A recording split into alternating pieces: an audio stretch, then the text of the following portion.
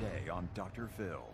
I'm going to be a bride. She's ready for her wedding. Donnie asked me over the phone to marry him. But she hasn't seen the groom. I never met him in person.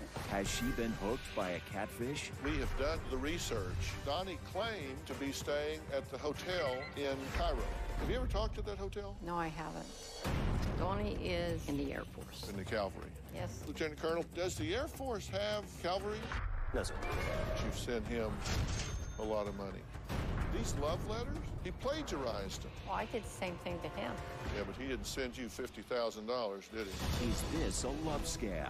He hung up. He told me not to text him anymore. Joy, can we try to call him? Donnie, this is Dr. Phil. Let's do it. Have a good show, everybody. Here we go. I hate to see people suffering, and you've hurt long enough. Stand by, Dr. Phil. Hold second. Take I'm going to get you the help that you need. In 5, 4, This is going to be a changing day in your life.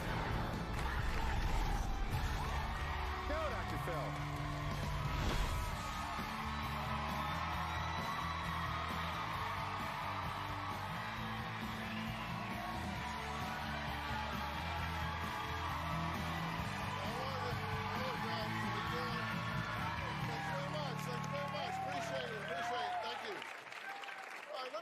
A question. If someone asked you to marry him via text message, would you say yes and then give your social security number and driver's license information to his friend, a person you've never met? This is a real life story of my first guest, Joy. Take a look. Donnie asked me over the phone to marry him. I said, yes, I will marry you.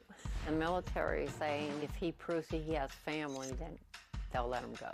That's why we got married. So his lawyer made up a fake marriage certificate and sent it to the military. I had to give him my social security number, my date of birth, and my driver's license. In order to release Donnie, they need to verify the marriage certificate. We did vows with each other, a text message. He would send them first, and then I would repeat them back to him. When I got married to him over the phone, that's a new beginning for both of our lives. Donnie is stuck in Egypt, and we are getting married here on October 4th, 2014. He has even given me a $3,000 limit on a wedding gown, and he asked me, is $20,000 enough to spend on a wedding? For around here, yes, that's plenty.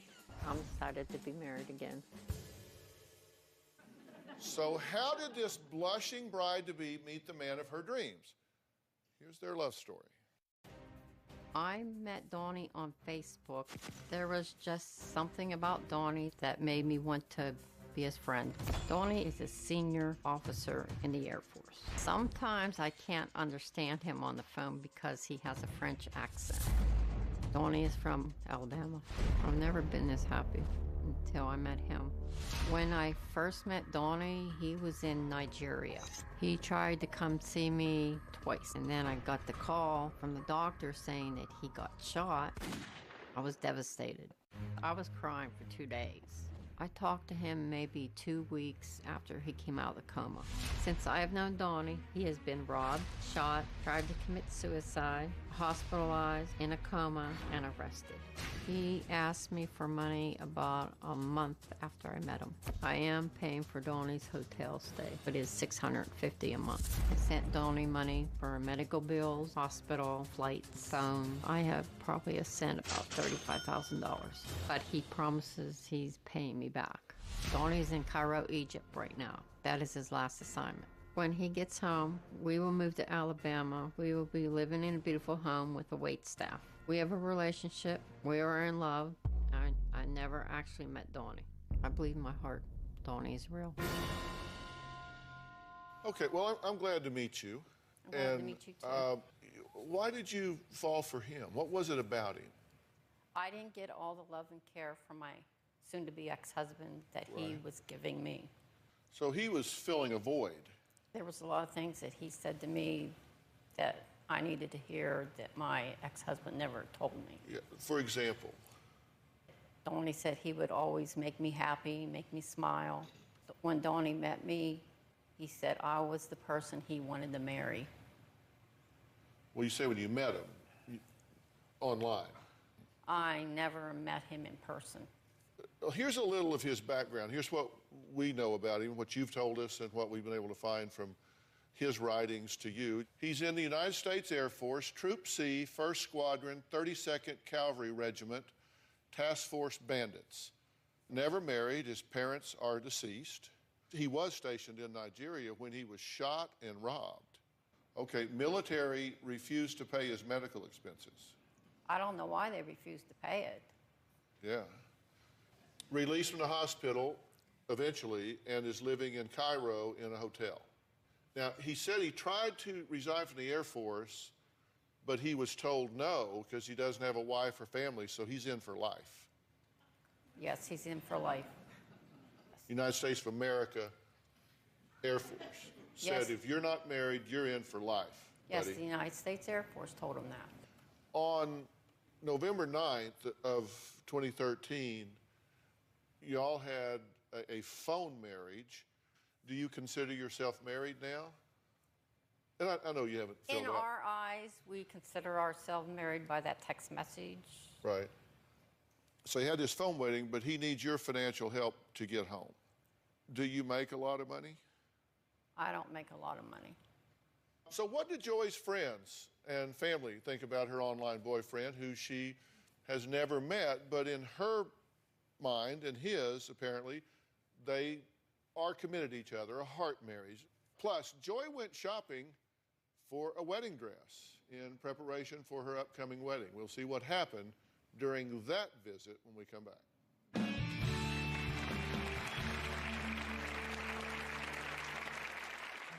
I'm at a bridal shop. I need to get a wedding gown. I love it. I'm going to be a bride. Yeah, this is going to be me in a few months. And later, I just know what you told us, and we added it up, and it gave us a grand total that you've sent him of $51,927.90.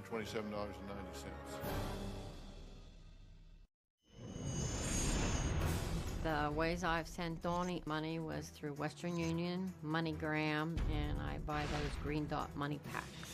Western Union stopped me for sending money because they said I was sending it too often. I do not believe he is scamming me.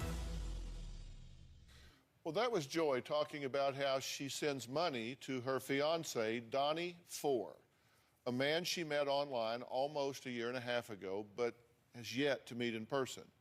Now, Joy and Donnie have set their real wedding date for October 4th, 2014, and like any bride-to-be, Joy has been making plans.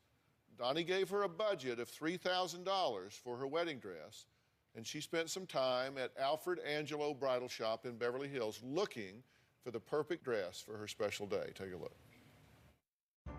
I'm at a bridal shop. I need to get a wedding gown, and I'm very excited, and I'm going in now.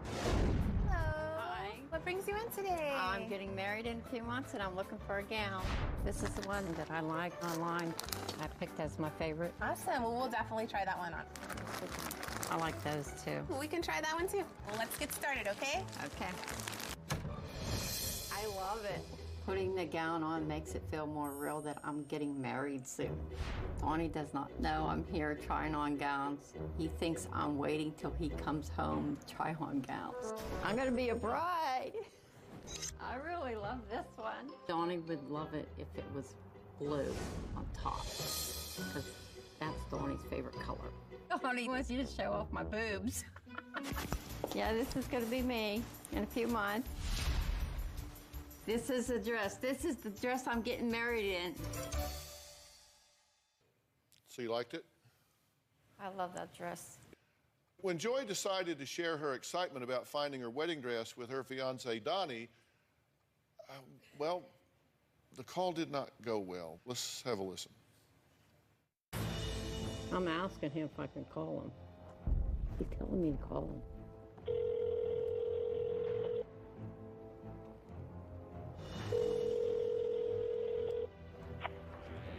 Hello? Hi. I want to tell you why I went shopping. I was looking at wedding gowns, and I found one I like. I'm going to buy it. $1,500 it cost. Okay? Babe, I'm at the shop now. and they want permission to use your voice. Dr. Phil show. Is it okay to use your voice? He hung up. He told me not to text him anymore.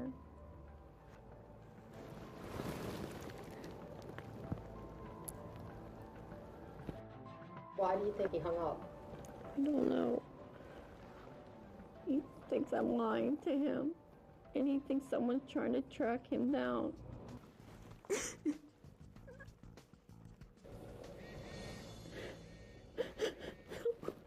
No.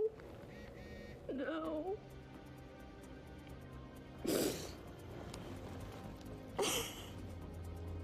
He's saying no to everything. He won't talk to me. He's thinking of killing himself. He's going back to work and leaving me. He's telling me I think he's a scammer and I don't believe him. He's not answering me anymore. No, he'll never forgive me.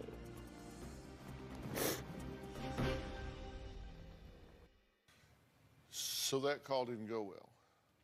No, that call didn't go well, no. But I'm guessing y'all have made up. Oh, yeah, we made up. He was very happy I was looking at wedding dresses. The problem was when you said Dr. Phil.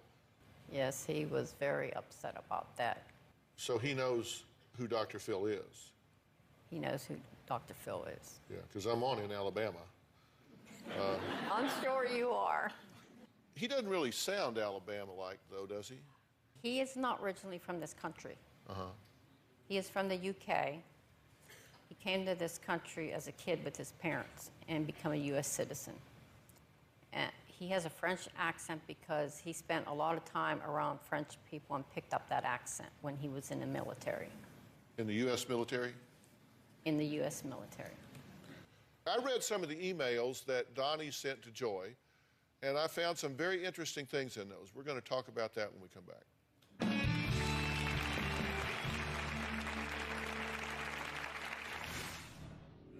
He went and cut and pasted this from a love letter site and sent it to you. Well, I did the same thing to him. Yeah, but he didn't send you $50,000, did he? And later, Donnie's cell phone is actually listed in your name. My name?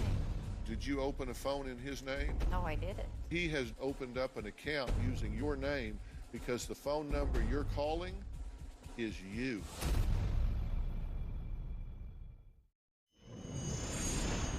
Donnie always makes me feel special. He writes me romantic emails twice a week. I fell in love with you and I'll never let you go. I love you more than anything. I just had to let you know. He said I was his dream woman to marry. And you see this box full of binders and this one down here? This is all of the research that we have done here to try to figure out why the military would do what they're doing, who this guy is for real, if it's who he says he is or not, to make sure that you're okay. Now, this first one has to do with money that you've sent to him. What we know is you met Donnie in November of 2012, right? And we know that in November and December, you sent him $3,430. What were you sending him money for right after you met him? Could be medical bills. From his being shot and robbed? And they weren't feeding them over there either. The United States Air Force was not feeding the troops. Yes. Then in January, February, you sent him $5,346.90. Then in April, May, you sent him $15,300. What do you reckon happened then? His friend Fred, What happened with Fred? he got shot. Fred was in the same troop as him. Same troop. I bet Obama's loving you because you're taking care of all this, all of these military. Okay, August through December, $5,302. January, February, $8,749 for a total of $38,127. Okay, however, You also sent him your tax return. You also said you paid his hotel bills for 12 months. And we added it up, and it gave us a grand total that you've sent him of $51,927.90. So this would be a relevant fact in our decision. So I'm going to put this over here. I understood that he really had stolen your heart. I mean, y'all have talked through emails a lot, right? Yeah, we talked a lot of emails. Yeah. And in this one, for example, he says, Joy, you make me feel special, like I'm your one and only. You make me feel like I'm a star in the sky lighting up your life. You make me feel safe when I'm near you, wrapped up in your arms. But he's never been wrapped up in your arms, has he? No, he hasn't. Well, we did a lot of research on what he has had to say to you. But here's the problem. We took this exact email and we researched it on the internet, and there are websites out there that list scam emails and content. And look what we found. He says to you, you make me feel special like I'm your one and only. On this website, it says, you make me feel special like I'm your one and only. Coincidence, maybe. He says, you make me feel like I'm a star in the sky lighting up your life. That's kind of a unique way to say it, right? On this website, you make me feel like I'm a star in the sky lighting up your life. You make me feel safe when I'm near you, wrapped up in your arms. Over here, he says, you make me feel safe when I'm near you, wrapped up in your arms. He didn't write this. We found the very personal, romantic email he sent to you on his website. This is one email, but it's suspicious. He sent you another email. How was I to know that you were watching me sleep? I awoke to see you laying there, and just then you smiled and said hi, and that just melted me. I wish all of my heart that I could wake to your beautiful eyes for the rest of my life. When you read that, did you wonder what he was talking about? Because that had never happened? Yes, I wonder what it meant. Well, we went to this website. He says to you, how was I to know that you were watching me sleep? How was I to know that you were watching me sleep? I awoke to see you laying there, and just then you smiled and said hi. I awoke to see you laying there, and just then you smiled and said hi. He didn't write this. He went and cut and pasted this from a love letter site and sent it to you as though it was from him to you. Well, I did the same thing to him. Yeah, but he didn't send you $50,000, did he? Well, we got to put that over here because that's suspicious, right? Everyone you see in yellow is plagiarized. This guy hasn't written to you. You are in a cut and paste romance. We got to put these over here. Do you agree that that's suspicious? My opinion, no. Okay, no. Joy says Donnie Ford, who is currently stuck in a hotel in Cairo, Egypt, is a millionaire who has a mansion with servants in Alabama. Now, we poked around. We did some sleuthing. We're going to reveal what we found out about that next.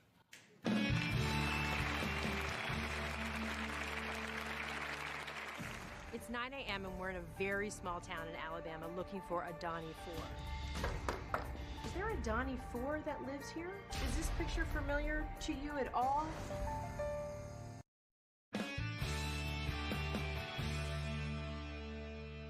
Now, Donnie claims that he's stuck in Cairo, Egypt. All he wants to do, he says, is get home to his mansion in Alabama. The one he claims is equipped with a staff of servants.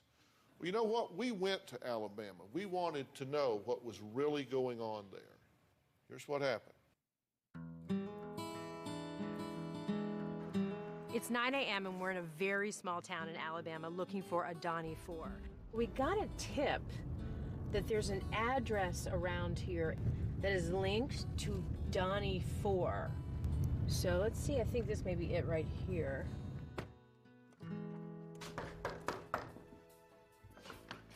Hi, hello, hi. My name is Mary Ann and I'm with the Dr. Phil show. Is there a Donnie 4 that lives here? No.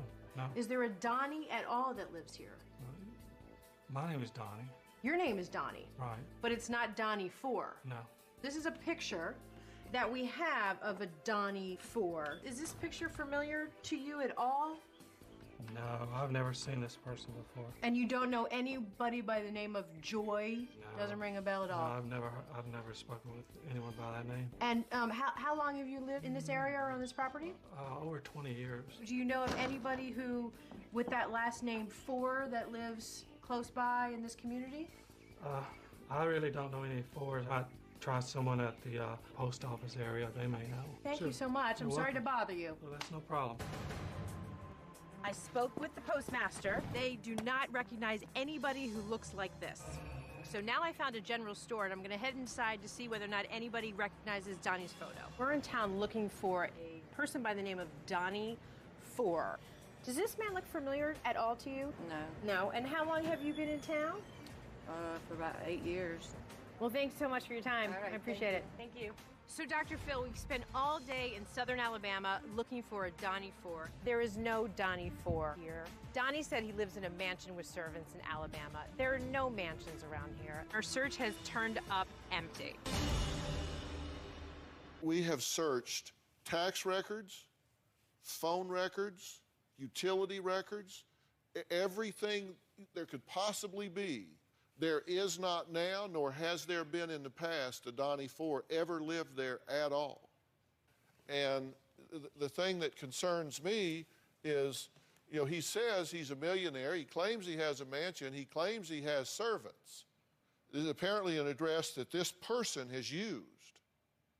This is it.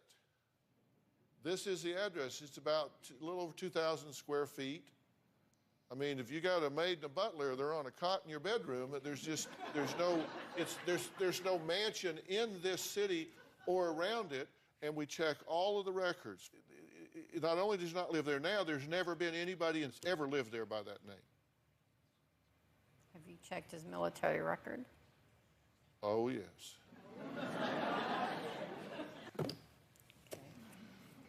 We checked, we got a private investigator. Now, not just our producers, we got a private investigator here. And I want to share with you the findings that we have on this individual. Here's what we found out. Donnie's cell phone is actually listed in your name. My name? Did you open a phone in his name? No, I didn't. Okay, then what he has done is he has used your personal information and he has gone and opened up an account using your name because the phone number you're calling is you. Now, Donnie claimed to be staying at the hotel in Cairo. Have you ever talked to that hotel? No, I haven't. Why not? 'Cause I don't have the number. And this lawyer, this barrister, David Cohen, he says, thanks for getting back to me. I have all what you send to me, and I will start the processing by Monday because it already weekend, and I have a lot of work in court this week, and by God's grace, I will get back to you next week. I'd get me a new lawyer. that boy can't write. So his involvement was to create a false marriage certificate so Donnie could get out of the military because you don't get out unless you're married. Correct. Well, we tracked down the real barrister, David Cohen, who is an immigration attorney in Montreal, Canada. And he's joining us on Polycom now. Sir, thank you so much for joining us. It's my pleasure. I hope I can help out. Well, I hope so too. Let's just get straight to it. Do you represent someone by the name of Donnie 4? Dr. Phil, I've done a thorough verification of all of our records. And not only do I not represent Mr. Donnie 4, we never had a client with that name or actually anything close to that name. Right. And did you ever agree to create a false marriage certificate to get someone out of the military? No, I absolutely not. David, let me again say to everyone, if you see the name Barrister David Cohen associated with something that looks fishy or some scam, it is not this David Cohen. He has had his name misappropriated. He is a lawyer of the highest reputation, been practicing for over 30 years. So just know this guy's on the right side of this, not the wrong side. And I thank you so much for coming on and helping me today. All right, we're going to have to take a break. I'd like to speak to Donnie myself. I want to hear his voice. We're going to call him when we get back. Do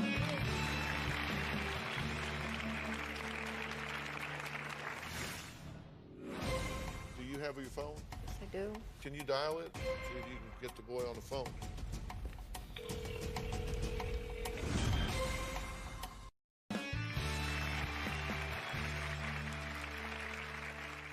You asked me earlier, did we look at his military record? The answer is yes.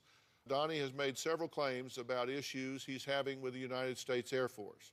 So joining us to address these claims is retired Air Force Lieutenant Colonel Bill Ajax Paris. Lieutenant Colonel, thank you so much for being here. Thank you, my pleasure.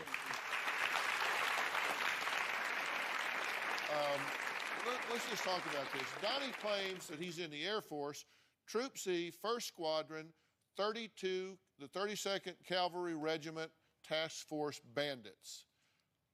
Does the Air Force have cavalry? No, sir. None of those names, except the word squadron, appear in any Air Force designation. That is not an Air Force unit, and no one who knows anything about the Air Force would claim that that was an Air Force unit. That's a lie. I don't know anything about military. No, he does. See this guy right here? This is Lieutenant Colonel Paris right here. How many years are you in the military? 21 years. 21 years in the Air Force, right? If you're in the military and you get shot down on the street, do they just step over you and tell you you're on your own? Absolutely not. not. I know we've had budget cuts, but come on.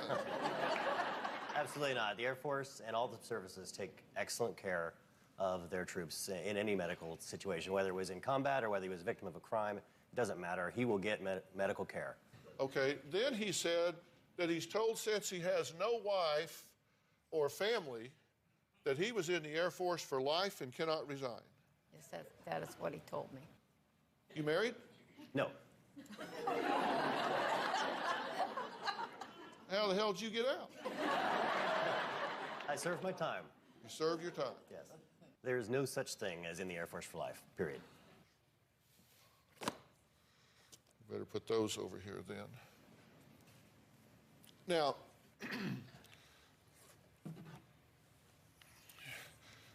we also had his voice analyzed. We had a linguistics expert listen to this, Dr. Alan Perlman, and he is not Hispanic, African, or European, definitely not a native speaker of American English, probably South Asian, Pakistani, Indian, or Bangladeshi. Do you think those pictures might not be his? Yeah, let me be real clear about that. There is absolutely no evidence whatsoever that this man is named Donnie Ford, and there's absolutely no evidence whatsoever that he is in any way associated with this scam. Like Barrister David Cohen, someone has stolen his image off the internet, stolen his picture, and decided to use it is what it would appear. We are showing these pictures knowing that the man in these photographs is not a scammer. We can add the voice analysis to this pile, can we not? So that's all the evidence that suggests that this is not what it appears to be.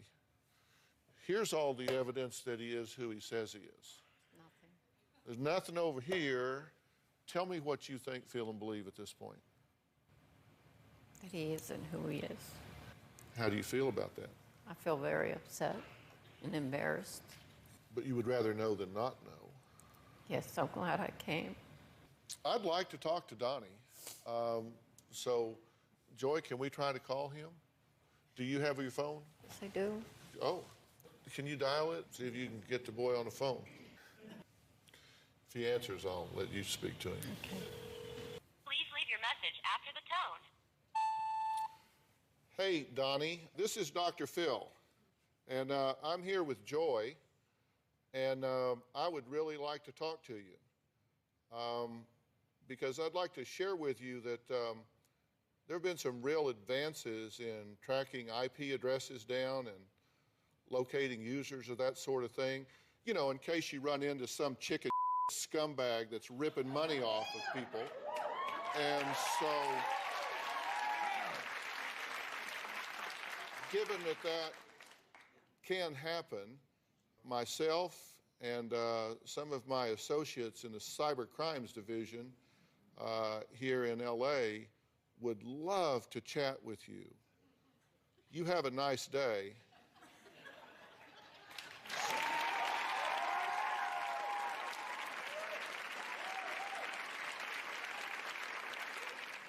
All right, we have to take a break. A former guest who sent over $63,000 to a man she never met, well, she's back. Sandy's online boyfriend, Max Moose Advisor, claimed to also have been in the military but unable to see her because he was stuck, this time, in Afghanistan. She has a message for this very, very nice lady right here when we come back.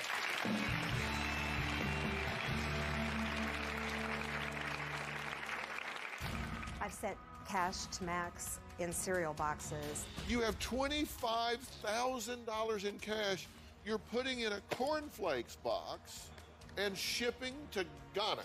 If not for Dr. Phil, I would probably be destitute.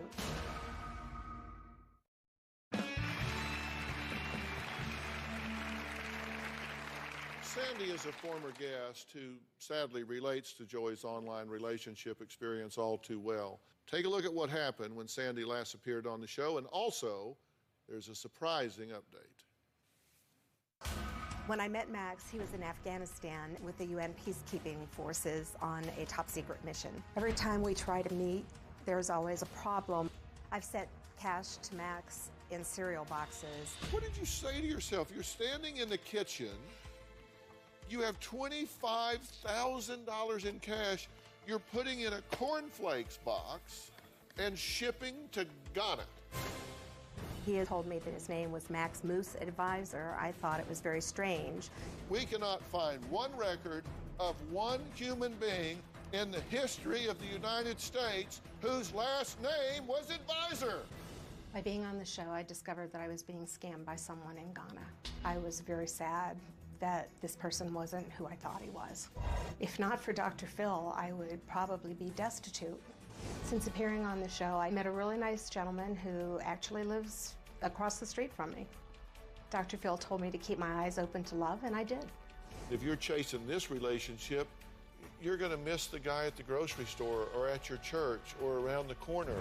There is a happy life on the other side once you work through this.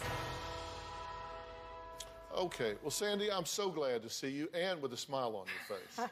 Thank you, Dr. Phil. It's good to be here again. My heart goes out to Joy. I know exactly where she is right now, how she's feeling. But I want her to know that there really is life after this. You've just got to realize that Dr. Phil's right, and this guy doesn't exist. He's not who he said he is. Is there any doubt in your mind? It's not real. It's done. You totally get it. Yes, I get it. Look, I want Joy to know there are people on her side, her friends at home who wrote into the show, and Joy's mother, Joyce. She's been listening and is joining us on the phone right now. Joyce, are you there? Yes. Do you believe he's real or do you believe he's not real? I believe he's not real, but if I find him, he's going to be gone. Well, I certainly cannot advocate vigilante violence, so you just have to make up your own mind. You won't know when it happens, honey. Yeah. I got you. I got you. Now, please meet Dr. Julie Albright. She is a digital sociologist who has studied this phenomenon of online relationships and scams. Doctor, thank you so much for being here. This is rampant, right? It is rampant. It's changing its character, though. Obviously, deception's gone on online for a long time, but it used to be people just wanted to maybe hook up. An overweight woman would send an old photo 100 pounds ago, hoping that the guy would fall in love with their inner self. So that kind of thing went on. Or a guy would say he was single when he's married. That's the most common one. But in recent years, it's taken a sinister turn, and that's where you're seeing this. This is of a criminal nature. You use the term sometimes called spear phishing. Talk about that. Yeah, the idea of spear phishing, oftentimes this is a corporate espionage type of thing, cybercrime, where they're trying to get information, they're trying to get passwords.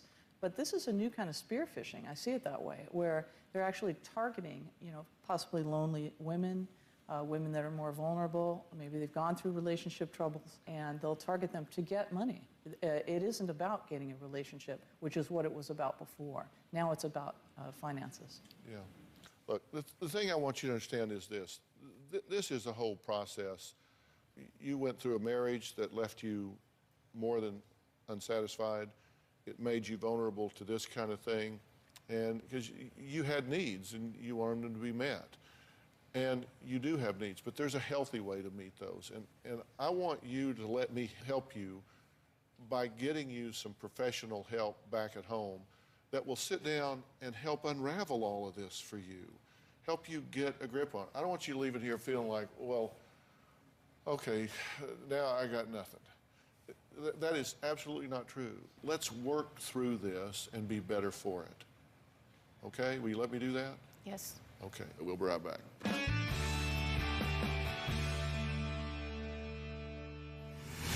Coming up, what's getting the audience this excited?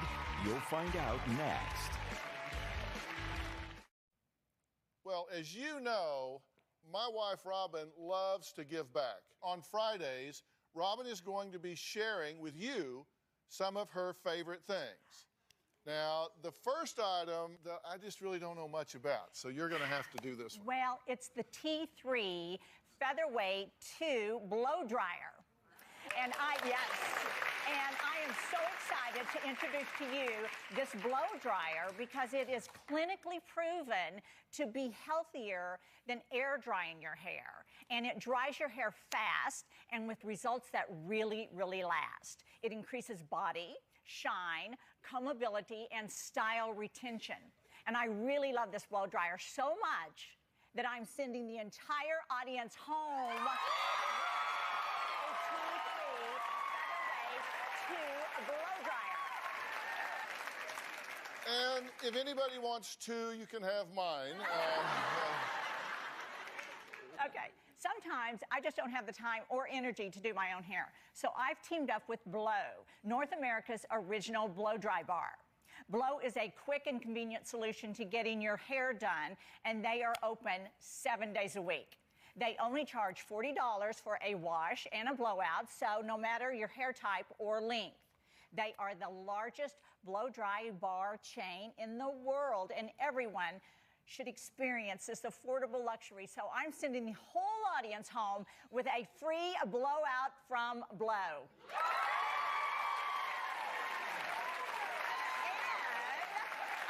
So excited because I'm also sending the entire audience home with a 30-day skincare kit from my new skincare line,